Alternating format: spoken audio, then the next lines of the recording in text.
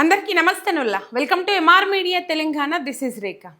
పంతం నెగ్గిన రేవంత్ చక్రం తెప్పిన కేరళ ఎలక్షన్స్ అని చెప్పేసి రైట్. తెలంగాణ నుంచి కాంగ్రెస్ పార్టీ నుంచి 2 రాజ్యసభ స్థానాలకు వ్యక్తులను అభ్యర్థులను ఖరారు చేసి పడేసిండ్రు. అయిపోయింది. ఇక వాళ్ళ నామినేషన్ల కార్యక్రమం కూడా కంప్లీట్ అయింది. అయితే మను సింఘ్వికి అటు కేంద్రం అంటే కేంద్ర కాంగ్రెస్ ఏదైతే ఉంటుందో, ఢిల్లీ కాంగ్రెస్ ఏదైతే ఉన్నదో, ఢిల్లీ కాంగ్రెస్ అధిష్టానము ఇష్టం మేరకు వాళ్ళ చేతులలో ఉన్న దాని ప్రకారము మను సింఘ్వికి ఒక పదవి ఇచ్చేసిండ్రు. ఇక్కడ రేవంత్ రెడ్డి దాదాపు వేం నరేందర్ రెడ్డికి ఇచ్చుకోవాలని చెప్పేసి ఆలోచన చేసుకుంటా ఆయన పంతాన్ని నెగ్గించుకున్నారు రాహుల్ గాంధీ దగ్గర. ఢిల్లీ అధిష్టానం దగ్గర ఆయన పంతాన్ని ఏఐసిసి అధ్యక్షుడు కానీ, లేకపోతే రాహుల్ గాంధీ కానీ, సోనియా గాంధీ కానీ, వీళ్ళ దగ్గర ఢిల్లీ అగ్రనాయకత్వం దగ్గర రేవంత్ రెడ్డి తన పంతాన్ని నెగ్గించుకున్నాడు. దానికి 1,00,000 కారణాలు ఉన్నాయి. ఆ కారణాలన్నీ మనం చెప్పుకుందాము. సబ్స్క్రైబ్ చేసుకొని సపోర్ట్ చేయండి. మీ సబ్స్క్రైబు నాకు ఎంతో బలాన్ని ఇస్తుంది. రైట్. మొత్తము 6 రాజ్యసభ స్థానాలకు గాను ఛత్తీస్గఢ్ నుంచి, హర్యానా, హిమాచల్ ప్రదేశ్, తమిళనాడు, తెలంగాణ నుంచి 2 ఇట్లా ఈ రాష్ట్రాల నుంచి పేర్లను ఖరారు చేసిండ్రు. తెలంగాణ నుంచి కాంగ్రెస్ పార్టీ నుంచి మను సింఘ్వి అండ్ వేం నరేందర్ రెడ్డి పేర్లను ఖరారు చేసిండ్రు. దాదాపు చాలా మంది ఇక్కడ తెలంగాణలో కట్టర్ కాంగ్రెస్ నాయకులు ఎవరైతే ఉంటారో వాళ్ళు చాలా మంది ప్రయత్నాలు చేసిండ్రు. మాకు రాజ్యసభ అంటే ఎగువ సభలో స్థానం కావాలి, మేము ఎంపీ కావాలి అని చెప్పేసి మా పేరు సూచించుర్రి, మా పేరు ఖరారు చేయర్రి అని చెప్పేసి ఇక్కడ కట్టర్ కాంగ్రెస్ నాయకులు ఎవరైతే ఉన్నారో, సీనియర్ కాంగ్రెస్ నాయకులు ఎవరైతే ఉన్నారో వాళ్ళు చాలా ప్రయత్నాలు చేసిండ్రు. వాళ్ళలో కొన్ని పేర్లు ఏంటంటే హనుమంతరావు ఆశించిండ్రు, మధు యాష్కి గౌడ్ ఆశించిండ్రు, చెల్లా వంశీసేందర్ రెడ్డి ఆశించిండ్రు, ఇటు జీవన్ రెడ్డి, చిన్నారెడ్డి, కోదండరెడ్డి, మాజీ కేంద్ర మంత్రి పి శివశంకర్ కుమారుడు డాక్టర్ వినయ్, ఈరవత్రి, అనిల్ అసంటోళ్ళు చాలా మంది ఈ ఒరిజినల్ కాంగ్రెస్ నాయకులు ఎవరైతే ఉన్నారో వాళ్ళు చాలా మంది ఈ రాజ్యసభ ఎంపీ పదవి కోసము ప్రయత్నాలు చేసిండ్రు. నిజంగా చెప్పాలంటే ఇప్పుడు రేవంత్ రెడ్డి దగ్గరనే అన్ని శాఖలు ఉన్నాయి.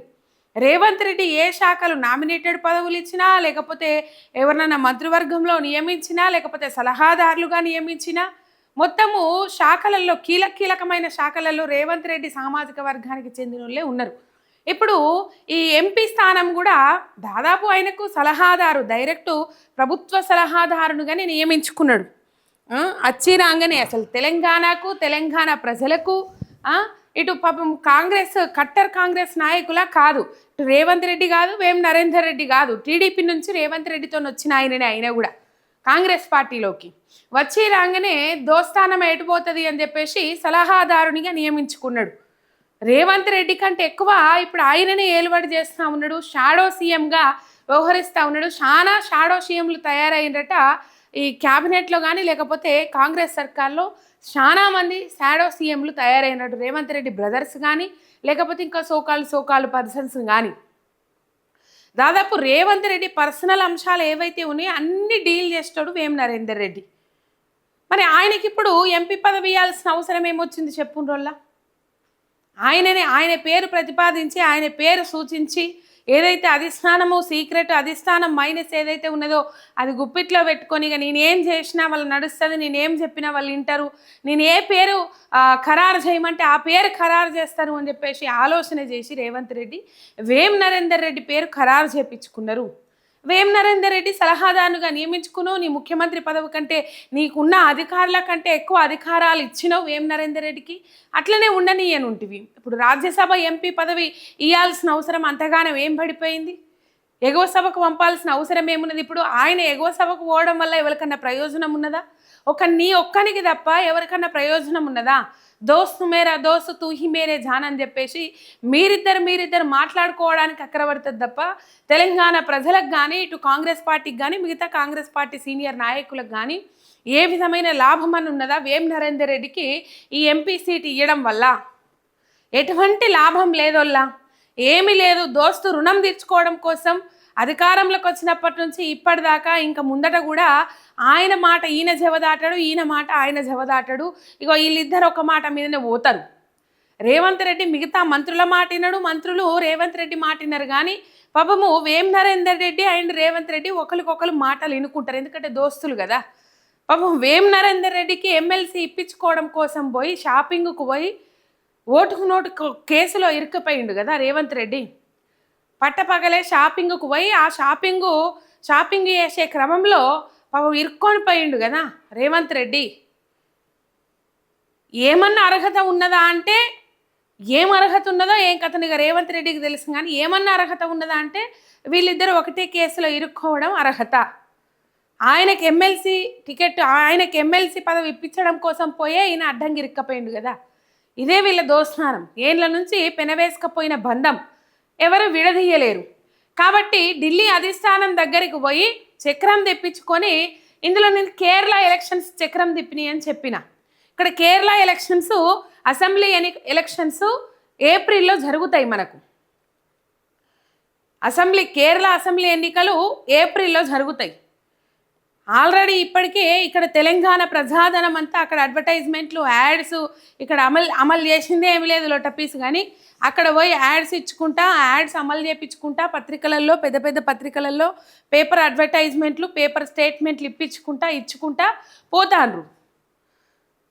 ఇక్కడ పాపం రేవంత్ రెడ్డికి ఒక అనుబంధ సంస్థ ఉంటుంది, అది ఓన్ సంస్థ అంటారు. ఆ సంస్థ కేరళలో కూడా, ఆ మీడియా ఛానల్ కేరళలో కూడా ఓపెన్ చేసిరు, కేవలం కేరళ ఎన్నికల కోసమే.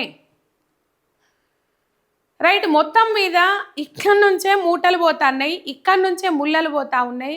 అటు బీహార్లో ఎన్నికలు జరిగినా, మహారాష్ట్రలో ఎన్నికలు జరిగినా, తెలంగాణ రాష్ట్రంలో ఎప్పుడైతే కాంగ్రెస్ పార్టీ అధికారంలోకి వచ్చిందో అప్పటి నుంచి ఇప్పటిదాకా ఏ ఎన్నికలు జరిగినా, అప్పటి నుంచి ఇప్పటిదాకా ఢిల్లీ కాంగ్రెస్ అగ్రనాయకత్వం బతుకుతుంది అంటే అది తెలంగాణ ప్రజల సొమ్ము మీదనే. అది కావచ్చు, ఇంకేదైనా కావచ్చు, మొత్తం మీద రేవంత్ రెడ్డి చెప్పుకుంటుండు కదా, నేను లేకపోతే అసలు కాంగ్రెస్ పార్టీకి మనుగడ లేదు, అక్కడ ఏఐసిసి భవనము షాయి ఖర్చులు కూడా నడవాయి, నేనుండేపటికే, నేను మూటలు మోయేపటికే అదంతా నడుస్తుంది అని చెప్పేసి అనుచరులతో రేవంత్ రెడ్డి చెప్పుకుంటా ఉన్నాడట. మరి ఎన్నడు పిలిచిన రాజీవ్ గాంధీ స్టాచ్యూ తెలంగాణ సచివాలయం ముంగట పెడుతున్నా, తెలంగాణ తల్లి విగ్రహం ప్లేస్లో రాజీవ్ గాంధీ విగ్రహం పెడుతున్నా అని చెప్పేసి ఆహ్వానించినా రాలే. కాంగ్రెస్ వాళ్ళ కోసమే ప్రత్యేకంగా గ్లోబల్ సమ్మిట్ ఏర్పాటు చేస్తే కనీసము ఆ గ్లోబల్ సమ్మిట్కి కూడా రాలే. అంతకు ముందుగల చాలాసార్లు ఇన్వైట్ చేసిండ్రు. జంతర్ మంతర్లో పోయి వీళ్ళు బీసీల కోసం ధర్నా చేస్తుంటే ఆ ధర్నాలో వచ్చి పాల్గొనలే. బీసీల కోసం కాదు ధర్నా అది, కానీ దాని వెనుక ఎజెండా వేరు, కానీ మొత్తం మీద అక్కడ ఎవరు రాలే, రాహుల్ గాంధీ అసలుకే రాలే హాజరు వల్లే. మరి ఎప్పుడు లేనిది ఎందుకు కేరళ ఎన్నికల ముంగట్నే మొన్న ఢిల్లీ అధిష్టానము ఇక్కడ క్యాబినెట్ను అక్కడికి పిలిపించుకొని ముళ్ళలు మూటల గురించి ముచ్చట్లు మాట్లాడినాకనే ఇక్కడికి ఎందుకు రావాల్సి వచ్చింది రాహుల్ గాంధీ అంటే, ఆ 1000 కోట్ల రూపాయలు ఏదైతే కేరళ ఎన్నికల కోసం ఫండింగ్ ఏదైతే ఉన్నదో ఆ ఫండింగ్ కోసమే ఇక్కడికి రావాల్సి వచ్చింది, దానికోసమే రాహుల్ గాంధీ ఇక్కడికి వచ్చిండు అనే అంశాలు అయితే తెర మీదకి వచ్చినాయి. రైట్, మొత్తం మీద కేరళకు తెలంగాణ రాష్ట్రం నుంచి ఫండింగ్ పోవాలి, ఇక్కడ నుంచి ఫండింగ్ పోతేనే అక్కడ ఎన్నికలు సజావుగా కొనసాగే పరిస్థితి ఉన్నది. కేసీ వేణుగోపాల్ను కేరళ కాంగ్రెస్ సీఎం అభ్యర్థిగా వాళ్ళు ముంగట పెట్టి నడుస్తూ ఉన్నారు. కాబట్టి ఇక్కడ నుంచి ఫండింగ్ పోవాలి, ఇక్కడ నుంచి ఫండింగ్ పోతేనే అక్కడ ఏమన్నా గట్టెక్కే ప్రయత్నాలు, అంటే అంతగానం పైసలు ఇప్పుడు బీహార్లో మన పైసలు ఖర్చు పెట్టిరు, మహారాష్ట్రలో మన పైసలే ఖర్చు పెట్టిరు, అక్కడ ఏమైనా అధికారంలోకి వచ్చిర్రా లేదు. కానీ మొత్తం మీద వాళ్ళు ఎన్నికలలో పోటీ చేయాలంటే మన పైసా అక్కడికి పోవాల్సిందే. ఆ పైసంతా మోసుకొని పోయే సత్తా ఎవరికి ఉన్నది, అందరి దగ్గరికి వెళ్ళి వసూలు చేసుకొని పోయే సత్తా ఎవరికి ఉన్నది. కొంతమంది ఇన్లేరు కాబట్టి ఆ కొంతమంది మంత్రులను అక్కడ కూర్చోబెట్టి గిల్లిగిల్లి ఇంటలేరు, గిల్లగిల్ల శాఖలు నా దగ్గర లేవు, మెయిన్ కీలకమైన శాఖలు వాళ్ళ దగ్గర ఉన్నాయి, కాబట్టి అక్కడి నుంచి వాళ్ళు ఇవ్వాలి, మీరు చెప్పాలి అని చెప్పేసి ఇక్కడ నుంచి అక్కడికి పట్టుకపోయి అక్కడ కూర్చోబెట్టి అక్కడ క్లాస్ చెప్పించిన తర్వాత అంత నిమ్మలమైన తర్వాత ఇప్పుడు ఈ మూటలన్నీ సదురుకొని వాళ్ళ దగ్గర నుంచి వీళ్ళ దగ్గర నుంచి ఇన్ని జమ చేసి వాళ్ళు ఏమన్నా వాళ్ళ ఇళ్ళకి వెళ్ళి తీసిస్తారా? లేదు, ప్రభుత్వ ఖజానా ఆయా శాఖల నుంచి ఆ పైసలు వసూలు చేసి ముళ్ళలు కొంట పోయేది రేవంత్ రెడ్డి. కాబట్టి ఇప్పుడు రేవంత్ రెడ్డి ఆడిందే ఆట, పాడిందే పాట.